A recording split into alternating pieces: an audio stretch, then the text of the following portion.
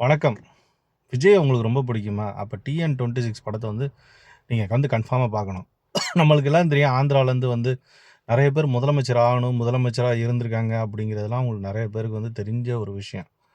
Cinema அப்படிங்கிறது என்னென்னா, director, actor இவங்க தான் வந்து அதிகமாக காமராஜர் போனதுக்கப்புறம் தமிழ்நாட்டை ஆண்டுட்டு வந்துட்டு இருக்காங்க. அவங்களுக்கு என்னென்ன பிரச்சனை இருக்குது அப்படிங்கிறத வெளிப்படையாக அருமையாக எடுத்து சொல்லியிருக்காப்புல டிஎன் 26. இதில் என்னன்னு கேட்டிங்கன்னா, சங்கீதாவுக்கும் அவங்களுக்கும் இருக்க வாட் இஸ் இட் அந்த ரிலேஷன்ஷிப் வந்து எப்படி வந்து பிரிஞ்சு போச்சு, என்ன பிரச்சனை ஆச்சு, ட்ரிஷா வந்து அவங்களோட ஒரு அருமையான நண்பர், அதில் வந்து ஏன் இவங்க இது பண்ணுறாங்க அப்படிங்கிறதெல்லாம் வந்து ரொம்ப அருமையாக தெளிவாக வந்து இளைஞர்கள், எல்லா இளைஞர்களும், விஜய் ரசிகர்கள் பார்க்கணும் அப்படிங்கிறதுக்காக ஒரு அருமையான படம் தான் வந்து என்னென்னு கேட்டிங்கன்னா டிஎன் 26.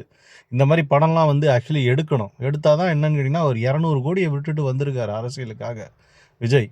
அப்போ அவரை பற்றி தெரியும் போது சரி, இவர் வந்து தமிழ்நாட்டுக்கு வந்து எந்த அளவுக்கு உயர்த்தி எந்த அளவுக்கு கொண்டு போவார், நம்மளோட வாழ்க்கை, நம்மளோட வருங்கால குழந்தைங்களை எந்த அளவுக்கு பெரிய இது ஆக்குவாங்க அப்படிங்கிறது எல்லாமே தெரியும்.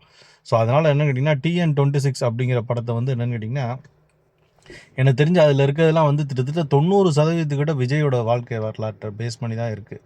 ஸோ அந்த படத்தை வந்து டேரெக்டாக போய் தேட்டரில் பார்க்குறது அப்படிங்கிறது விஜய் ரசிகராக இருக்கவங்களுக்கு ஒரு மகத்தான opportunity. Don't miss it. TN 26 போய் தேட்டரில் பாருங்கள். நன்றி.